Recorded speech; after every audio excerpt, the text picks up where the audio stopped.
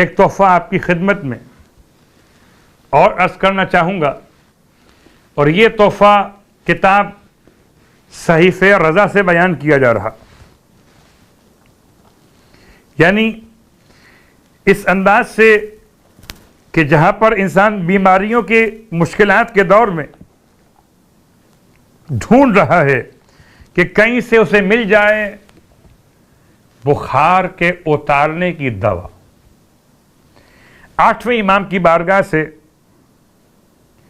حسن بن علی وشا سے روایت ہوئی ہے کہ آپ نے فرمایا حسن ابن علی وشا سے کہ تیرا چہرہ زرد کیوں ہے؟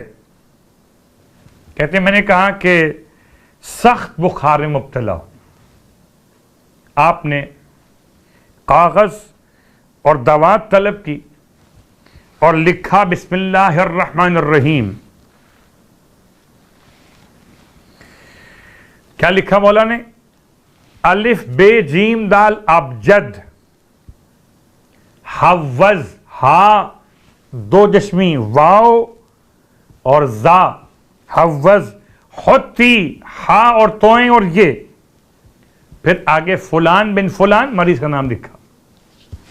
اس کے بعد آپ نے دھاگا منگوایا، دھاگا لایا گیا، خشک دھاگا، یعنی جس پر کوئی تری موجود نہ ہو۔ آپ نے اسے درمیان سے گرہ دی، بالکل سینٹر سے آپ نے اس دھاگے پر ایک گرہ باندھی، اور اس کے گرہ کے دائیں طرف 4 اور بائیں طرف 3 گرہیں باندھی، اور ہر گرہ پر آپ نے الحمد، سورہ ناس، سورہ فلق اور آیت الکرسی پڑھی۔ پھر وہ دھاگا مجھے دیا اور فرمایا کہ اس کو اپنے دائیں بازو پر باندھ لے، بائیں پر نہ باندھنا، دائیں بازو اور رائٹ ہینڈ۔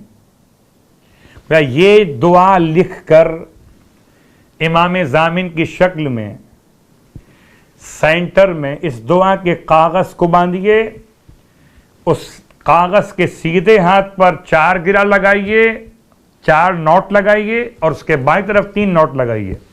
یہ 7 ہو جائیں گی گرہ۔ ان میں سے ہر ایک پر آپ نے 4 چیزیں پڑھنی ہیں، الحمد، سورہ ناس، فلق اور آیت الکرسی۔ بخار کے دور کرنے کے لیے امام رضا علیہ السلام کی بارگاہ سے صحیفہ رضا کتاب کا حوالہ، یہ دعا۔